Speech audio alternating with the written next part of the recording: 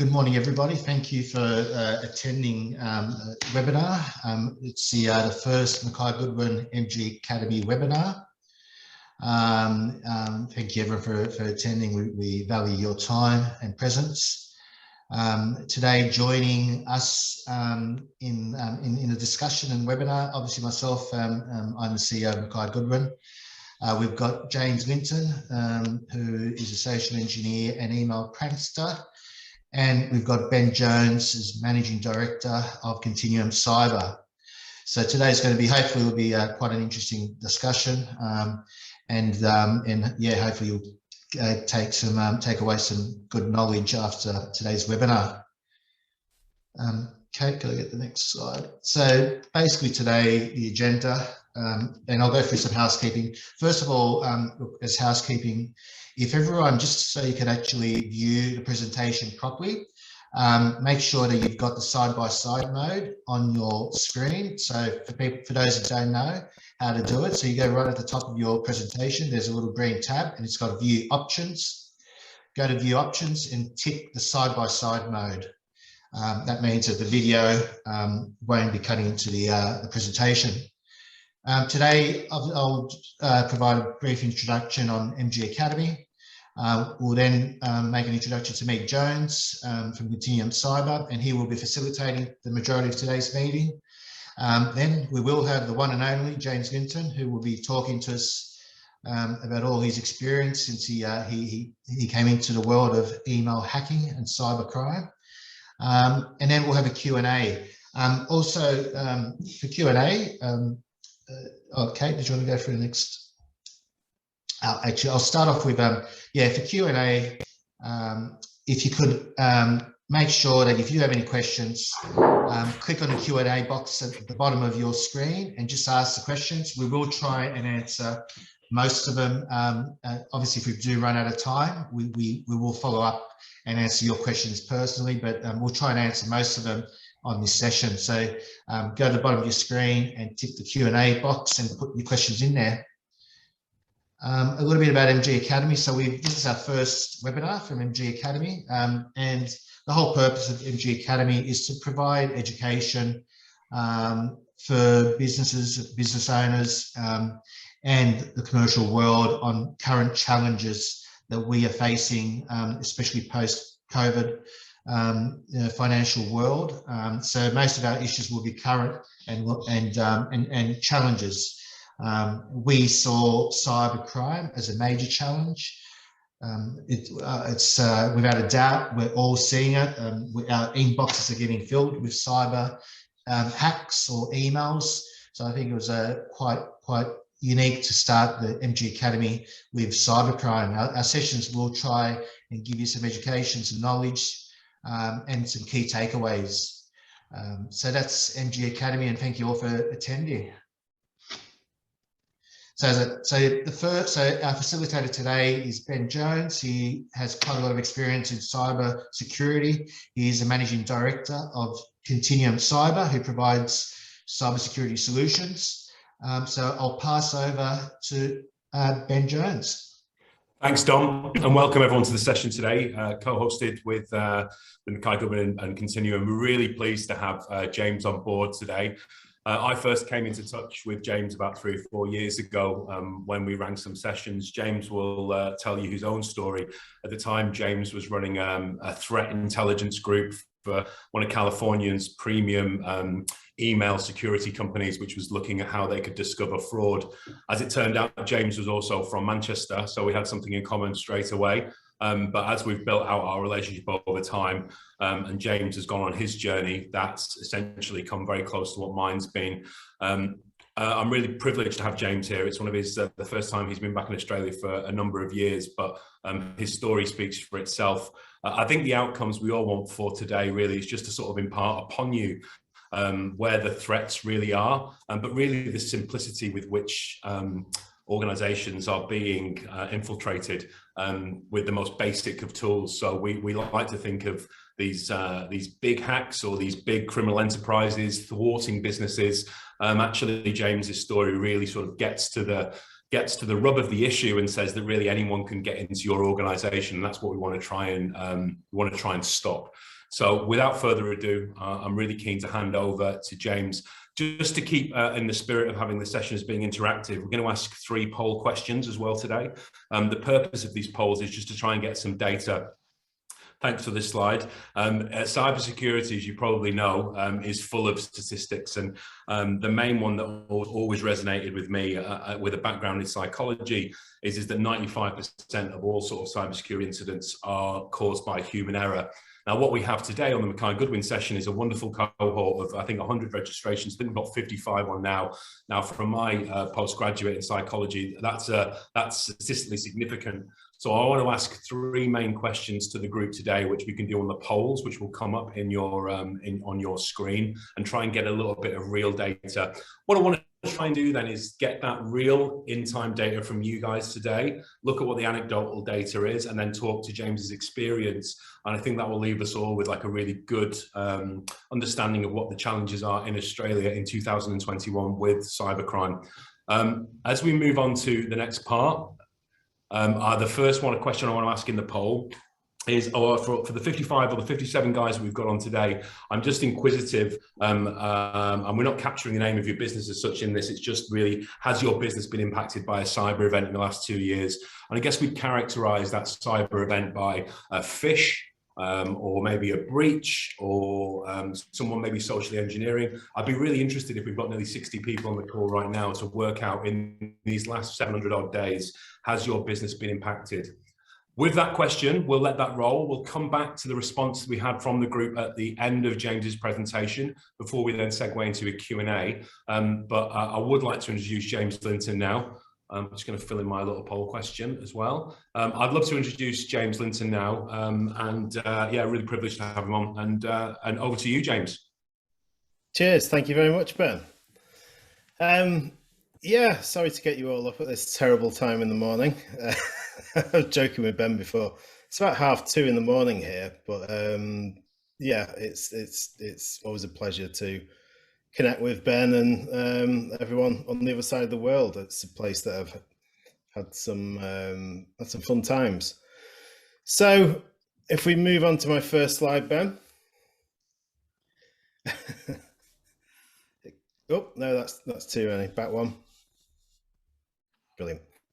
Yeah, that guy there with quite as much hair as I've got now. This was a new addition to rebrand myself as more acceptable generally. But yeah, it kind of May 2017, the journey begins. I was actually thinking to myself only yesterday, it was actually 3 journeys that were beginning at this point. There was a sort of journey of the pranks as it was. There was the journey into understanding why I should start to care about email security or just cyber security in general.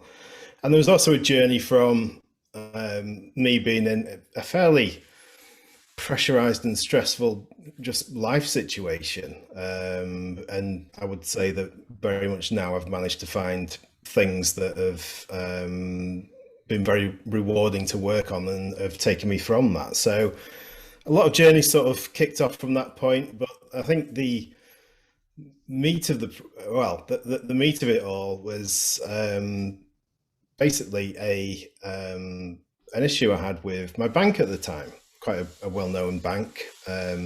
Sounds very like Barclays Bank, but not them, slightly different. And I was kind of getting nowhere. It was sort of, I wasn't going to win my side of the argument, and I kind of at the back of my head decided that maybe I'd send him, the CEO of Barclays, a few emails just to disrupt him. But the idea I completely forgot about, and it didn't resurface for about 2 months, and I noticed it was their annual general meeting. And that kind of triggered an idea that I should contact him. But before I knew it, I'd created an email address as the chairman of Barclays Bank and just a standard Gmail account on my phone. In the name field, I just put in the chairman's name, fired it off, and what turned out to be a fairly quick fire conversation back and forth. And I was really shocked, to be honest, shocked that a bank would allow somebody to be able to do this. Obviously, I knew that I wasn't after anything kind of salacious. I wasn't after the vault codes, or I'm not sure they even give those out over email.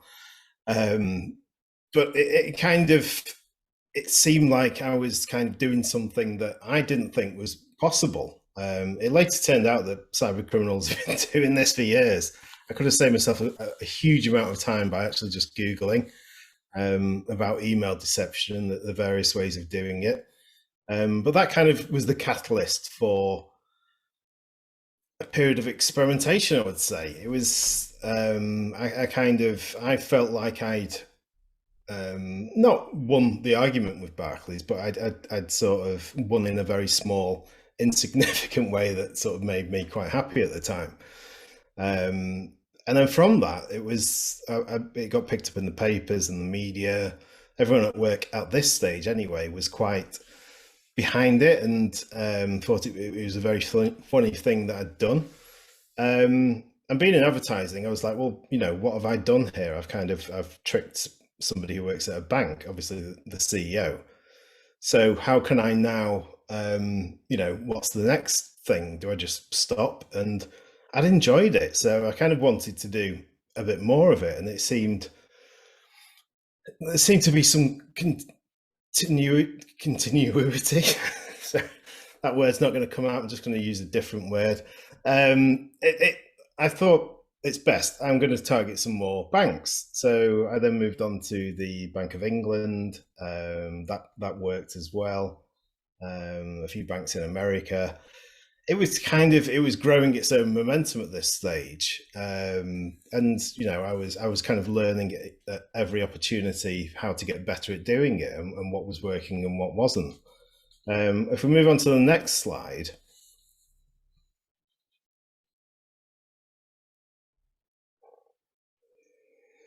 Now, Tom Bossett, he was, because I felt, my ego felt that I was getting very good at doing this. I was able to judge what to say with a very small amount of information. I wasn't going onto anyone's sort of Instagram page. I wasn't, doing anything more than the bare minimum to make it kind of work. That for me was the fun bit. I wasn't kind of spoofing an email address or making it look like it was from the banks at the time or from the White House, as it turned out to be. I was literally just using a Gmail account and changing the display name to be whoever I was pretending to be. So it was always fairly easy for a victim stroke collaborator to figure out what was going on. And the fun for me was trying to craft the message so that they didn't think it was a scam. It was not that person on the end of it. Obviously, that would be a bit boring if I continue with that. So my kind of MO was to build trust with the initial email and then take the conversation in a bit of an abstract, crazy slant and see at what stage they fell off the hook. Tom Bossett was a prime target purely because of his job role. He was if I just look closely to double check, he was the Homeland Security Advisor to Donald Trump. He was also in charge of cybersecurity in America at the time. And, he'd worked under Bush and the Atlantic Council. If anybody knew about phishing attacks or kind of email deception and sort of how to spot it and things like that, then Tom was your guy. So that to me was the ultimate puzzle. How could I trick Tom into hopefully thinking that I was somebody else? So if we go on to the next slide. Oh, this is just me showing off. This is on Tom's Wikipedia page. I don't think he's going to like this, but it now mentions that in 2017, a British hacker spearfished Bossett into thinking he was Jared Kushner by sending an email. I've reached out to Tom since then, and yeah, he's not replied yet, sadly.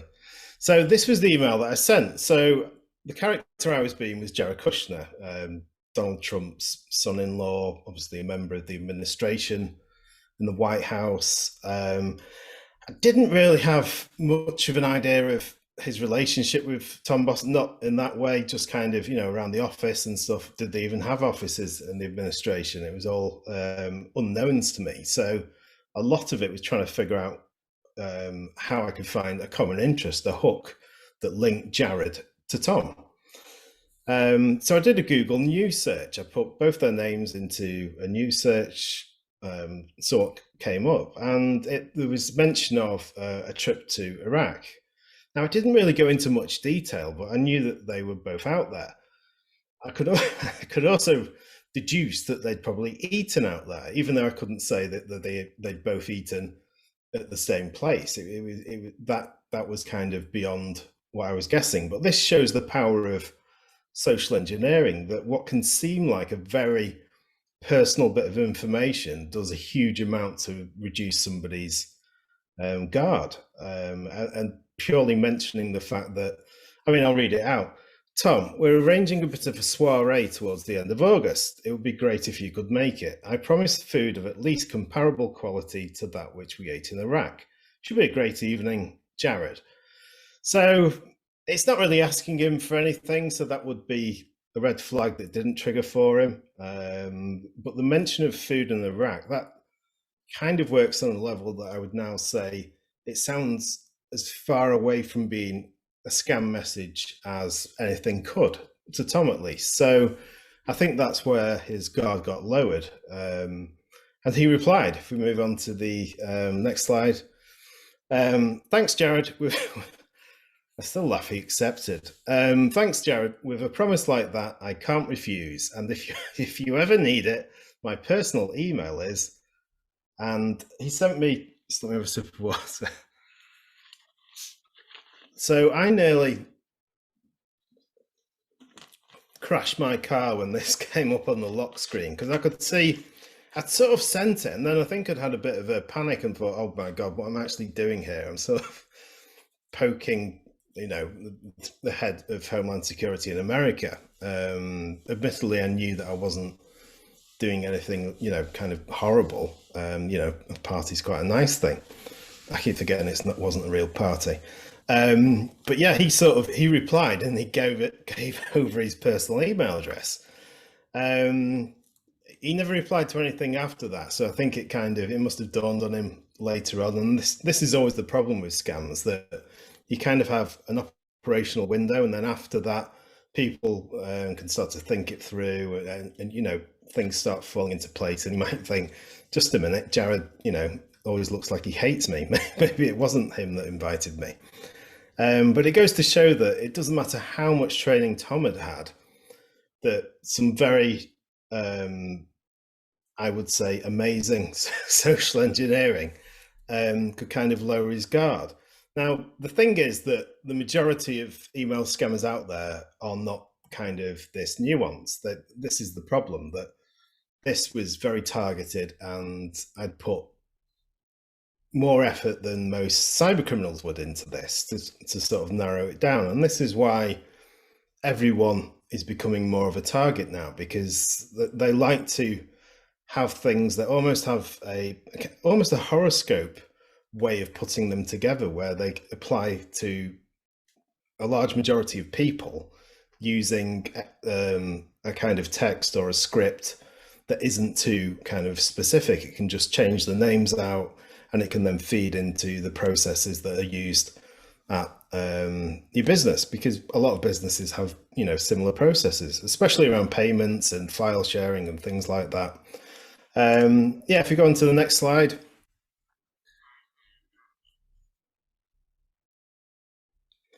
So yeah, this is what I would like to have happened afterwards. Myself and Tom chatting, and this is what happened with this. This was the big difference between the UK and America. America didn't really follow up with anything. They didn't even email me back. Whereas when I did a prank on somebody who was very high up in the UK sort of cybersecurity linked to GCHQ.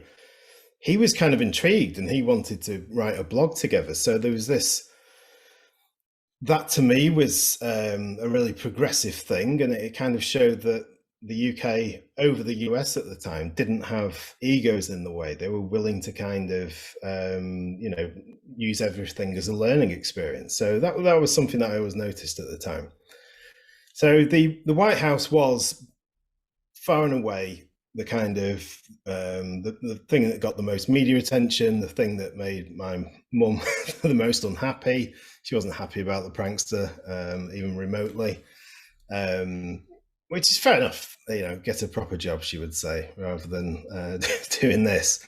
But it wasn't just the White House, it wasn't just bankers. I kind of wanted to see how far this could go, you know, who else would fall for it. And lawyers seem to be quite an easy target for me in some respects. They were always on the move. Often they were kind of, the email addresses were often feature on the websites of these particular people. And I think there was also an ability for lawyers to sort of hear something and not overly judge the content of it. You know, this is something they think's been, you know, relayed to them, and you know, they kind of used to hearing things that might seem a bit unusual outside of the context of something like this. So it kind of proved to me that intelligence couldn't fully protect you from becoming a kind of a victim of email fraud or of things like this. It was unfortunate with Jared Kushner's lawyer, because I kind of got, I pretended I was Jared. I admitted that I had some salacious stuff on my email. The lawyer kind of gave me a bit of advice, and then that kind of prank ended. But then I think it was about a week later, maybe less than that, because my email address was still loaded into, I presume, Outlook or something like that, when he then went to send an email to the real Jared, he accidentally sent it to me, the fake Jared, and it was a Senate document. So it goes to show how IP, especially around email and things like that, even an accident can be potentially devastating. He could have sent it to, you know, a person below that, but yeah, it kind of came through to me, and that again showed me another problem that email has, I guess, in some respect, that, you know, humans do make mistakes, and technology is a useful thing to stop that from going wrong. If we move on to the next slide.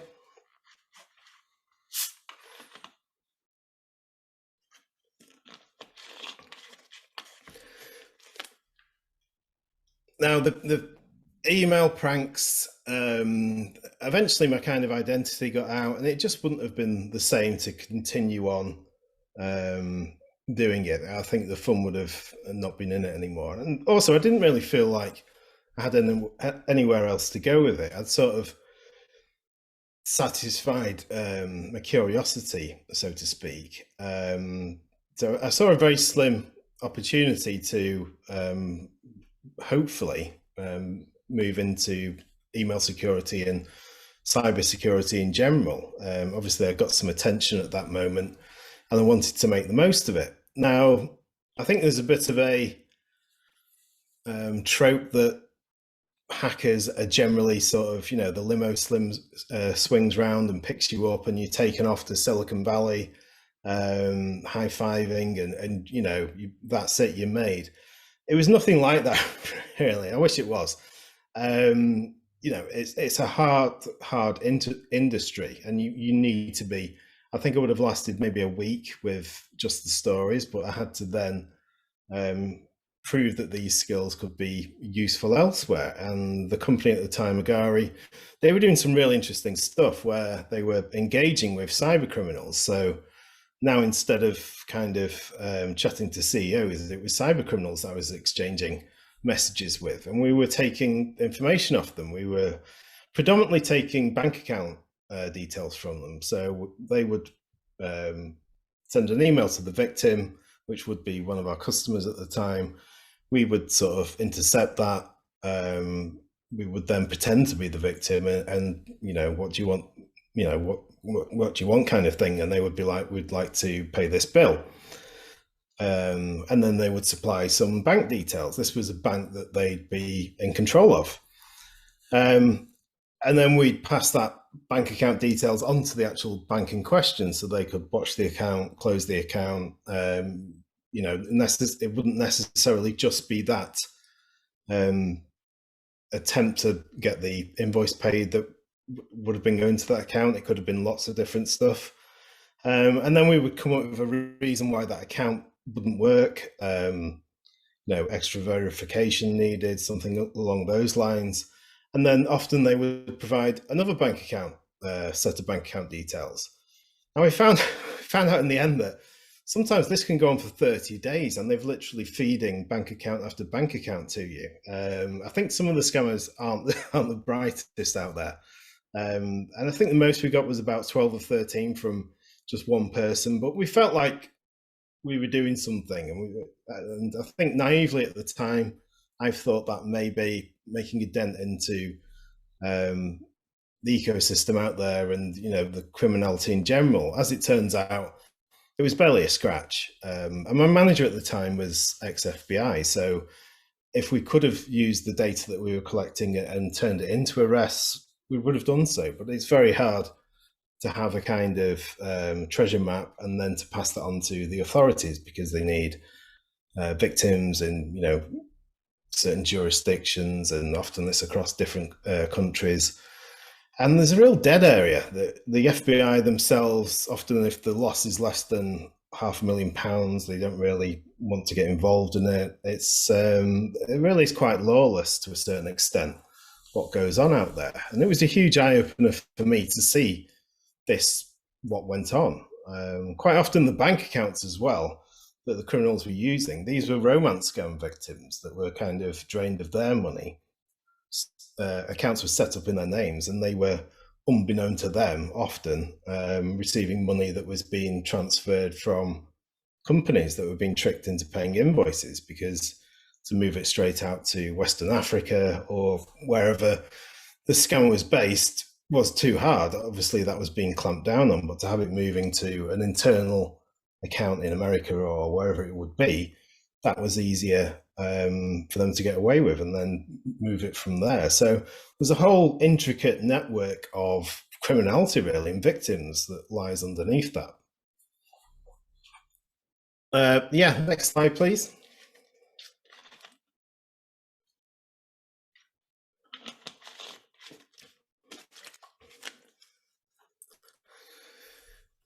So this email's big problem.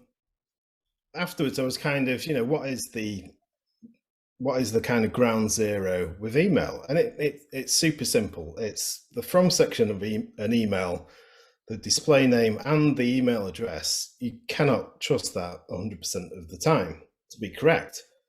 And that's quite a big flaw, I think. And there's currently no technology that will guarantee that will always be validated as much as technology can. So there's always going to be this chink in the in email's armor. And the same thing is happening with SMS and text messages as well. We're starting to find out that you can't really trust those either. We've had a glut of them over in the UK recently. I know Australia's also had its kind of malware through text and stuff like this. So it's fast becoming harder and harder to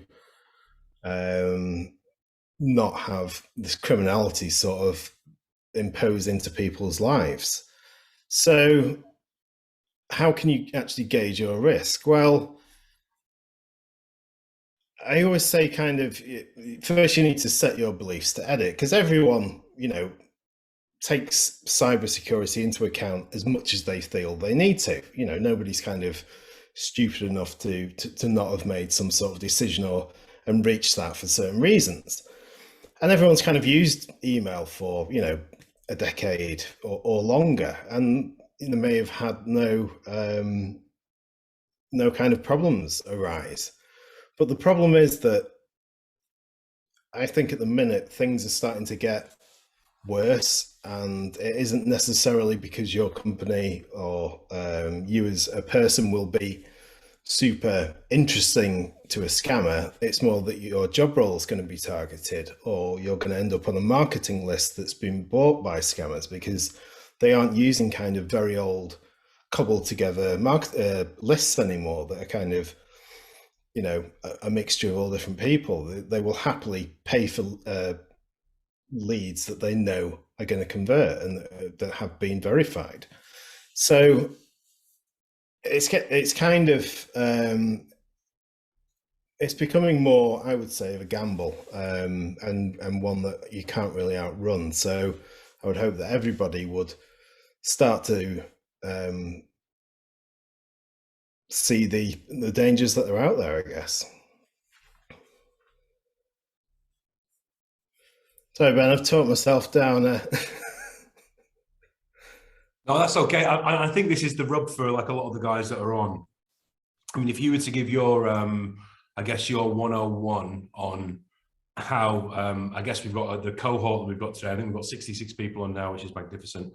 To those 66 people, all of whom have got sort of varying experience with cybersecurity, we know from the data that, you know, email's the #1 sort of threat vector, if you like, to use the industry term for people, you know, perforating an organization. On a daily basis, given that we've got a lot of accountants, a lot of lawyers on here, what's the scammer looking at doing, or how is he getting in, or what's a way that maybe us as the end user, how can we amend our behavior, just pivot it slightly to reduce our risk, do you think? Well, I should have probably followed up that after I finished working at Agari doing the threat side of things, I then moved over into kind of awareness and trying to take my view of both sides and figure out what would be the best way to mitigate against these sort of attacks as a human, you know, as a normal human, not as somebody who needed to become a security analyst to try and stay safe. You know, what are the most pragmatic things you can do? I kind of boiled it down to a few kind of foundational things, I guess you would call them. First being that you have an email world that should have some sort of structure to it, in so much as with your personal email world, that you know, there are people and services that you've invited into it. You know, you should feel open to kind of to have a call to sort of remove things that are just causing unnecessary sort of static in there. And in a work world as well, there's only going to be a certain number of people and services that you're going to communicate with. The other part of email is that if you don't do anything, there's no risk. This is a kind of very obvious thing, but it sort of, it takes you off the hook a bit. It means that you don't have to have this constant vigilance and, you know, always on security brain to sort of be aware of risks. There's certain points at where risk appears, and that's, you know, if you're handing over credentials to log into a website, if you're sort of making a payment or opening an attachment. And I think to attach value to those behaviors and know that they are, you know, valuable to a scammer, you can then start to create a bit more of a mindset that when you call to, you know, put your login details, your password into a website, that you are starting to see the context of why it's happening. Does it make sense? Is this something you've seen before? You only have to really question it at that point, knowing that it's a valuable thing and wanting to protect it.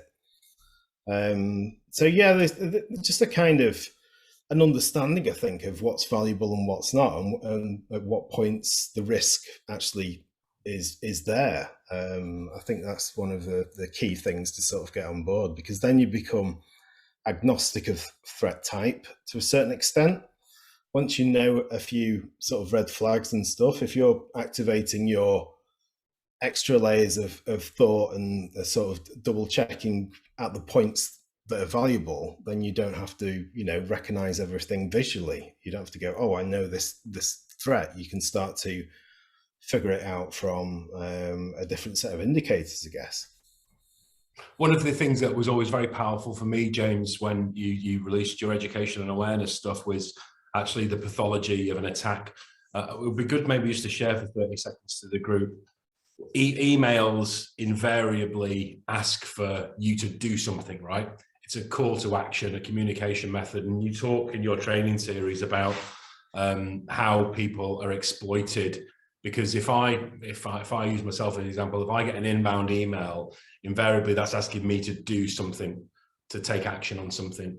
How do scammers leverage that non-personal screen time to sort of take advantage of people? How do they do that, and what does that look like for, like, in a real life example?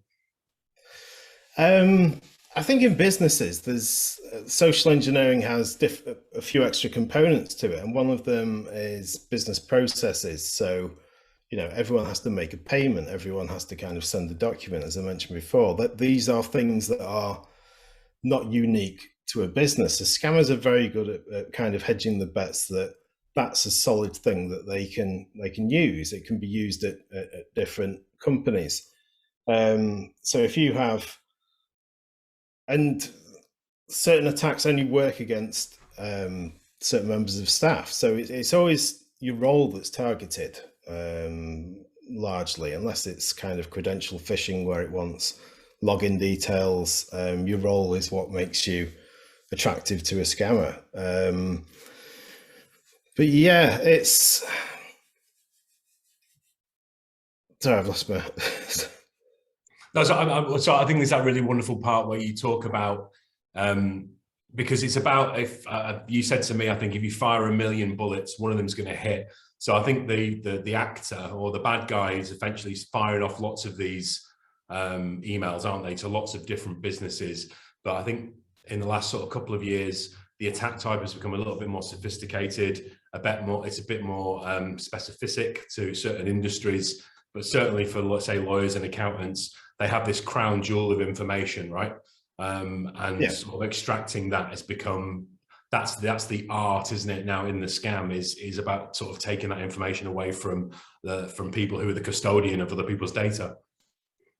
Yeah, I mean, it's kind of email crime against the business hasn't really been around for that long. I mean, email's not been around for hundreds of years or anything. So it really is hitting a point now where it's maturing, I would say, and scammers are starting to notice that some of the huge companies are kind of fortifying themselves to a point where they're having to look for different ways to diversify if they want to make money. Do they go for the lower hanging fruit? Do they start to, because obviously if they isolate, the data has a value, whether that's the actual data itself or the fact that you've compromised that data, that has a value. And this is why sort of ransomware has become so prolific, because it's a very dynamic threat type, because it gives the scammer a lot of options and a lot of creative ways to try and put pressure on the company to pay. Threats of leaking the data, even contacting customers to kind of, so that the customers then put pressure onto the company to settle and to pay for the key and have their data unlocked and stuff. So yeah, I think another problem is that a lot of the red flags that we see at the moment, the bad spelling, kind of that sort of thing, with the increased use of sort of AI, and I mean, we even see it with Gmail, where it tries to predict what even we're going to type as we're finishing a sentence. Once that starts to come through and be utilized more by scammers, then a lot of the red flags that we're using at the minute won't be as obvious. So, we do have to start accepting the fact that things are going to get tougher and tougher. And, if you're not, as I said to you the other day, the best time to kind of address security is when you don't have to. Afterwards, it always becomes a bit more of a pain. And I can see some huge leaps forward that the scammers will have if we're not careful. And I think we've got it kind of almost easy at the minute in some respects. Yeah. Well, look, I'm just conscious of time. We've got about 15 minutes left. Now, one of the commitments we made at the start of the session was to run a poll. I'm going to get back the poll results from question 1 shortly, but I do want to ask the group of sort of 66 or 65 that we've got on now, if you feel that you're adequately protected currently in your industry to stop an attack. I'm really, really interested to get that information in, just so we could talk about that before we finish. But also, James, one of the things that we offered all of the participants today was a chance to answer some questions. Now, the first question that we've got is very high end, but it's a great question. I'll come to that one shortly. I'll move through a couple of ones we've got, and if we maybe cap this at 30 seconds per minute, James, because we've got a few to get to. James, one of the first questions we've got is, do you believe that phishing your staff for training, it works? And does it reduce incidents? Have you got any sort of I guess, experiential or empirical evidence that suggests that phishing your employees actually gets is efficacious? I want to hate it. I'll be honest. I want to not like the idea of it, but I think done thoughtfully, it does have a benefit to a certain extent. But I don't think we should see it as this is exactly replicating what scammers do, because it's not. It's missing one of the important dynamics, which is if we get tricked by a scammer, we'll get angry at criminals in general, whereas if you're not careful doing it internally, that anger can be directed at the people carrying it out. So fish like you have a pay rise and stuff, things like that, obviously are hugely contentious. And the main problem with that is that it's exclusive of management to a certain extent. So it is sort of isolating the users and employees that you want to have, all on the same side. You're trying to catch their interest and make them feel part of a security layer in the company, not make them feel kind of by proxy a bit stupid. So I think done sympathetically, it can help with recognition of certain types of threat, but I don't think we should see it as, an endless panacea of, how we should always gauge. The problem is that it's hard to offer any other ways to go into a company and go, let's try and gauge what your security is like. It's become a bit of a benchmark and a very big indicator for getting buy-in for doing more security. So I guess it's a tricky one. It's kind of, it's very much in the fabric of awareness, I guess, to a certain extent. I mean, I always think if an organization's taking cybersecurity seriously, phishing is a great exercise to benchmark where you currently are, right? And then if you enable a training program through the organization and try and equip that business with understanding, and you sort of go on a journey together, including the board and the management, I think phishing is really helpful then to sort of get a temperature test of how you are at different points in time. I definitely see the value in it. I'm just conscious of time again. Someone's just chucked us another quick question in, which is a good one. James, this is one, there's no silly questions here. Would section 24 be considered a reasonable password? And James has just booked his flights to Magaluf and Phuket with that information, JJ. So thank you for the question, James. Is that a good password with numbers and letters sequentially? No, that was one of my old passwords. Is that you put the question in? Breach or something like that? Yeah. In fact, it was kind of. I don't think it's been used for a while, but yeah, it is. To be honest, I would add maybe a question mark at the end, make it super tricky to get around. Yeah. Can you just, and again, it's a good point, numbers and letters are great. Why would adding an exclamation mark or a star or an asterisk? I've kind of been a bit facetious. It should really be a lot more complex than that anyway. Yeah, okay. So section 24 is a terrible password then, is it, would you say? Or is it? I mean, this highlights as well how terrible my security was before the pranks. I didn't give one of those about security. I used to play my videos with the volume down in the corner of the screen. I didn't see why it mattered to me. And then over time, obviously, once I started realizing or started gaining more knowledge, I started to realize how important it was and stuff. But yeah, section 24, go for it. Section 25, maybe, if you're going to make it super tricky. But then it's always, I think it's probably easier, isn't it, to add in some type of exclamation mark. I think in the UK, the basic thing is to use sort of 3 random words. I mean, password manager's best.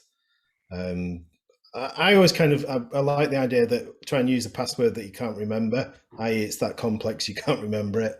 And if you use the same one in different places, that's a recipe for disaster, obviously, because it gets breached. If I had section 24 as my password everywhere, JJ could be into my, not that I've got Facebook at the minute, it could be into there, it could be into all these different things. So this is why different passwords is, beneficial. Okay. Otherwise, it's just like giving them keys to cut. I'll quickly move on. Thanks for that, James. One of the questions we've had is having great technology, does that remediate threat? If you have great technology, if you have great endpoint solutions, if you have great email solutions, does having great tech mean that you're not going to get whacked or breached? No, it doesn't mean you're not going to, but it's a fundamental part of the mix, because I think it's every business and a person's job to try and use the thing that is the most secure to start with. You'll never get to 100% secure, but if you can get it as close to that as possible, and then add human awareness on top of that, then you are going to be as safe as you can be, I guess. Yep. Okay. But yeah, technology should do the heavy lifting in every respect. But they're not, more often than not, we see that, don't we, that 95% of breaches or problems come from the human, right? Because technology is fairly binary. It's the human. Yeah, but the thing is, it only reaches the human once it's got through the technology. So it's a kind of cart and horse type of thing. Now we're going to go deep into a good question here. We'll limit this because we talk about this all day. And what are the likely early risks to prepare for and defend against the pending availability of quantum computing on a chip? So quantum's come up, which is interesting. So can we prepare for that, James? I don't know enough about quantum to comment on that. I've read contradictory kind of stuff on it. I think you'd have to be a real specialist in that area of stuff. So I wouldn't like to say. I would, just logically, if computing power gets vastly superior, then that suddenly could create huge, not even from cracking encryption and stuff, but from being able to knit together open source information and things like this, that all of a sudden lots of things suddenly become hugely possible that could be problematic for security. I mean, we're already starting to see this with facial recognition stuff and things. So yep. There are going to be challenges as computing gets better, but I'm not too sure specifically. I've got a little piece of information about that, and I'll share that with the guy that's put the question in. So thank you for the question. I want to get through as many questions as we can with the rest of the time, because I know everyone's got their day to get on with. James, what are some quick and effective processes we can institute to limit phishing attacks, technical or operational? So good question. What can we do today to remediate some of the problems that all businesses face? What are some tips and tricks you could give? First of all, figure out if it depends on the size of your company, but obviously you should have some sort of technology checking that, doing some sort of identity validation and stuff like that. I mean, for just a normal person, the standard Gmail is actually getting really good. I noticed recently it spotted what would have been a display name deception that came through. I think that's great. I think the fact that technology that normally you'd have to pay for is becoming sort of, free to the masses through a Gmail account is an amazing thing. And I kind of never thought that'd happen. I was actually quite excited to see that. That is always a worry that, if you can afford to pay for it, you'll get more secure. But if you can't, then, you kind of get left to the side. But in terms of phishing, I think process is a huge part of addressing it, especially in a business, and knowing why you stick to it. It's that can do a lot to sort of disarm some of these sudden payments have to be made, or kind of things along those nature. Obviously, though, the kind of the huge battering power that the scammers have is they will pretend to be the CEO, which often affords you to be able to push process out of the way or to bend it. So it can be tricky, and I think you need to have conversations around that. And if every CEO out there today just sent a thing to the staff saying, "I'm not going to ask you to ever buy any gift cards," all of a sudden the gift card scam might suddenly be, not a problem anymore. So, yeah, process is a huge part of being more secure, I think, and then awareness, just a general understanding of the what's, the whys, and things like that is, just the icing on the cake, really. Thank you, James. All right, we've got 5 more minutes. I want to try and get a couple more in. Charles from Sydney's asked, what does working from home mean for cybersecurity, James? What have been we're all at home, good, bad, or indifferent these days, 3 days maybe in the future, or 2 days in the future. Work has changed. What are the risks for businesses, individuals, if you are working from home? I mean, as a social engineer, the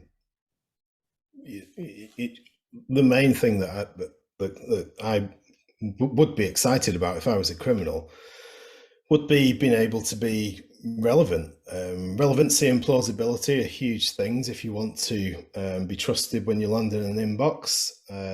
So, all of a sudden you've got all these narratives that you can jump onto, updated work from home policies, we've seen loads of those, back to work, sort of protocols, even things like, arranging kind of social meetups and stuff like this. It's given scammers a huge number of reasons that they could try and confuse, I guess, an employee. I'd imagine at the time a lot of people were installing different bits of software and stuff as they would, especially those that were office-based beforehand. And anytime there's change, anytime there's a bit of confusion is, the perfect opportunity for a scammer to jump in there and start to kind of, get the jump on the narrative that they want to sow. So yeah, I think that would be just opening I think in a way, the security industry kind of did get the jump on the scammers at the beginning, and they sort of reacted faster than the scammers could kind of react to a certain extent. Whilst we were getting huge volumes of threats that were coming through, I'm actually really kind of, got a lot of respect for the security teams that did manage to, get everything as secure as they could, as fast as they could. Okay, well, look, James, we've got 2 minutes. I've got 3 more questions, so I'm going to put a caveat on each question, try and do in 20 to 30 seconds. I'm sorry to be a bit cheeky.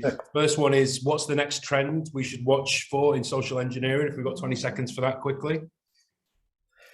I think they're going to get better, basically. I think, you've got kind of ransomware as a service. I could quite easily see sort of BC as more of a service, perhaps.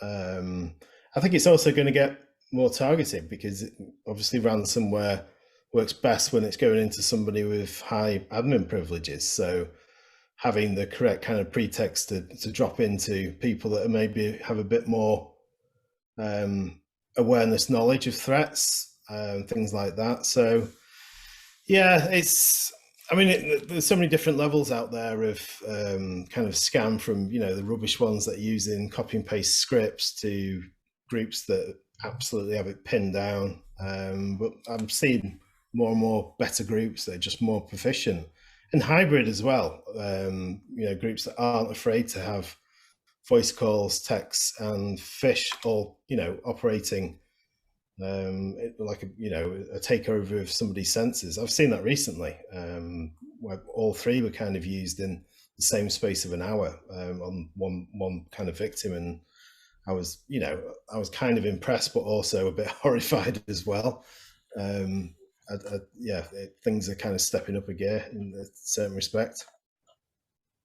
All right, great. We'll do one more question, and we had one more poll question, actually. The poll question that I was keen to bring up for the entire group before we finish. We can run over time, but I am conscious that people have structured messages, meetings probably at past.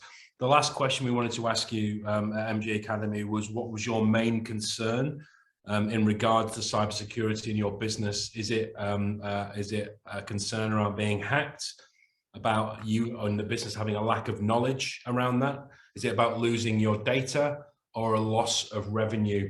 That's the final poll we're doing today. And with all of the polls, all of the questions we've got, James, myself, and Dominic will put together a follow-up piece of collateral that will go out in the next couple of days, so we can capture the entire webinar and the data that we've got.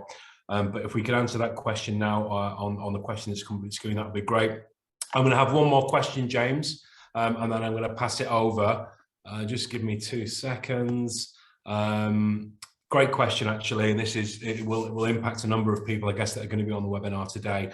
John has asked, currently banks cover most fraudulent losses through cyber fraud, but as the amounts get bigger, and we know the cost of a data breach, I think IBM have just capped at $4.1 million US, James. Can you see, as these amounts get bigger, can you see the banks pushing back on those fraudulent losses? What's your perspective on that? I guess this is in Australia specific, is it? Because I know in the UK it's not. I don't think it's a blanket thing on. I think that there's some. I think some of the banks. I think if you're in the Five Eyes, the policy is fairly similar. There's a nuance of difference, I guess, whichever sort of continent you're on. I think that we're reasonably good at the moment on paying fraudulent payments. I guess where it crosses the Rubicon is whereby if you get effectively phished and the organization genuinely says that payment can go because they've been scammed, then do you think businesses will keep on honoring that? I think if you get ransomware going forward, that's such an effective methodology to, get money. The problem is, from our perspective, is the scammer's the one that's always innovating and we're always catching up. Do you know what I mean? I think Yeah. What we've had really is do you think the banks will honor those fraudulent payments going forward if essentially the business has authorized it?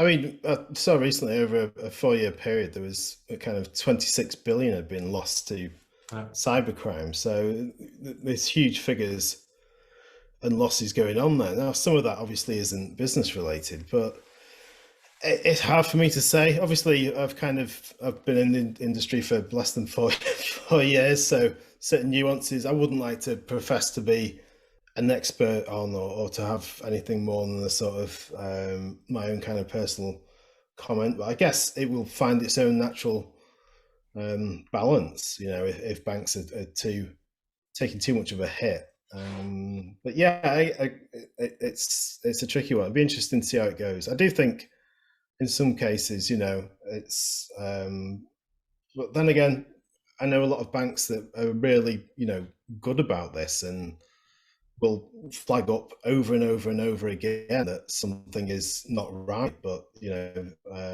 person kind of socially engineered to that extent that they push it through anyway. So it's a tricky one. Okay.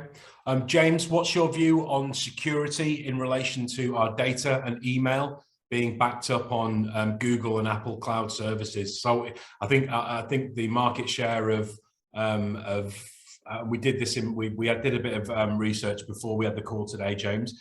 The email scam that you spoke about in Australia was called FluBot, as you know, that predominantly impacted Android users.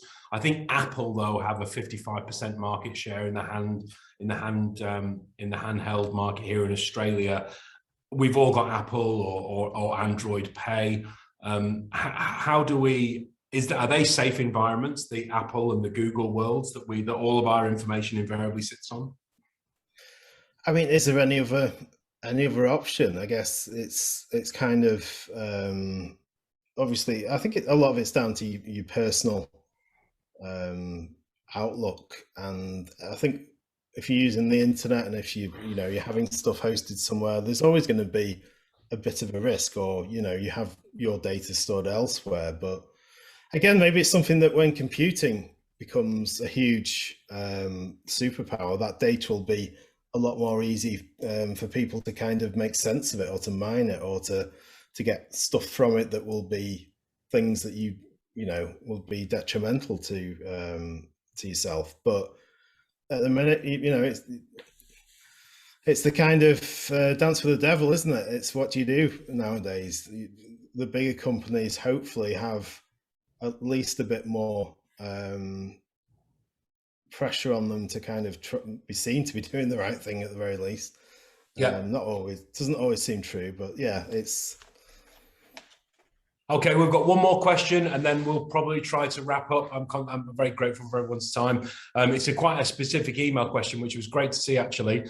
How to mitigate sophisticated email spam attacks, even having MailGuard and DMARC reports. End users try to release those spam emails.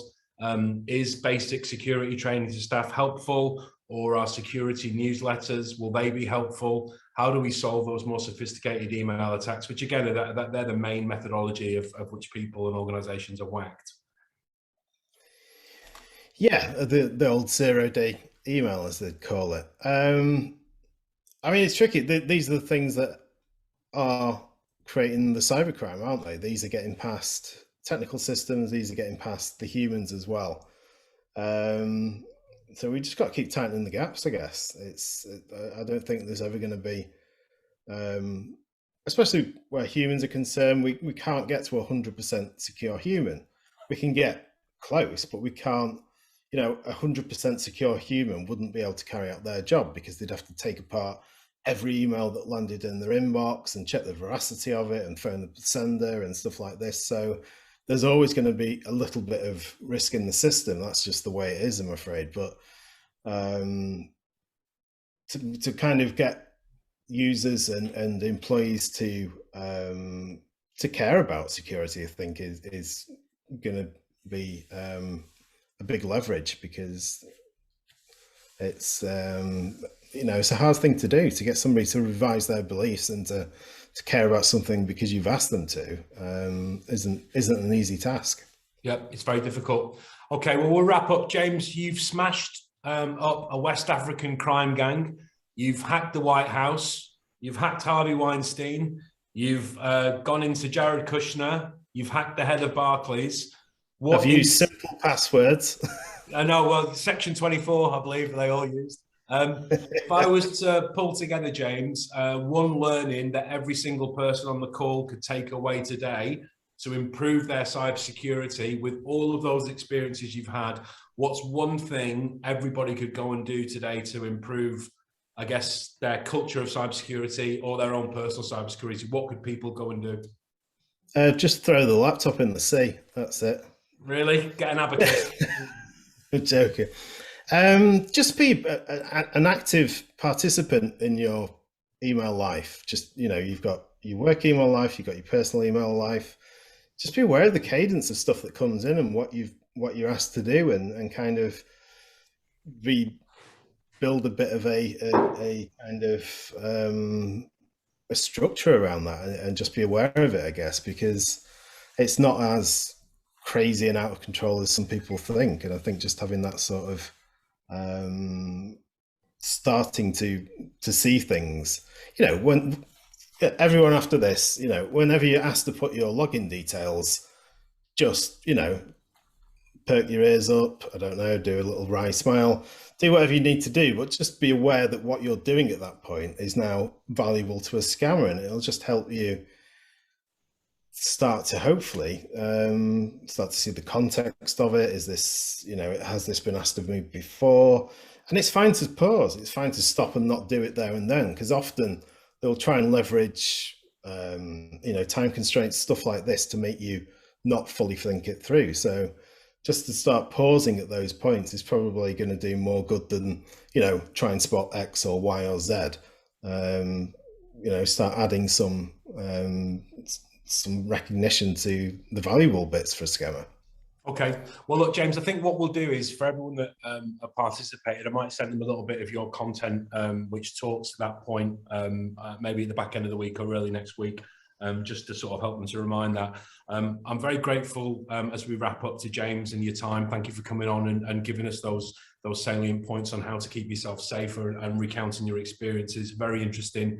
I'd like to thank Monica and Kate and the MG team for setting up these things. Always take a little bit of work. And just to close, I'd like to hand back to Managing Director, CEO Dom for kindly hosting this session. But thanks everyone participating. Over to you, Dom.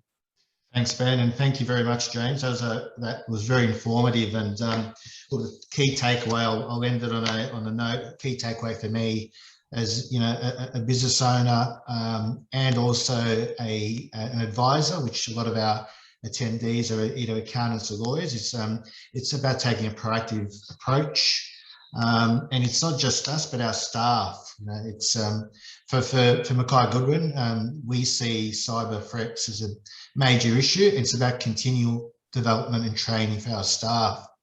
And, you know, for example, we're just about to take on 4 graduates.